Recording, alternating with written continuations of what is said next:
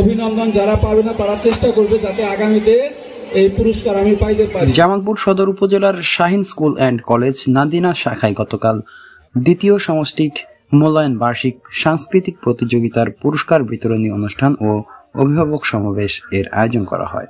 সেখানে প্রধান অতিথি হিসেবে উপস্থিত ছিলেন শাহিন শিক্ষা পরিবার এর নির্বাহী পরিচালক আনোয়ার হোসেন আসলাম।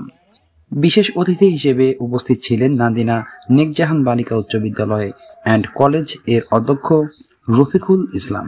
সভাপতি হিসেবে উপস্থিত ছিলেন Shahin school and college Jamalpur শাখার নির্বাহী শাখা পরিচালক জনাব আকবর গফুর। সেই সাথে আরও উপস্থিত ছিলেন নাদিনা শাখার পরিচালক মোহাম্মদ জুয়েল রানা, নাজমুল ইসলাম সহ উক্ত বিদ্যালয় এর অন্যান্য শিক্ষক শিক্ষিকা মণ্ডলী। অনুষ্ঠানটিতে কোরআন তেলাওয়াত, গজল, সেই সাথে নাচ সঙ্গীত প্রতিযোগিতা, রেফেল ড্র এর আয়োজন করা হয়।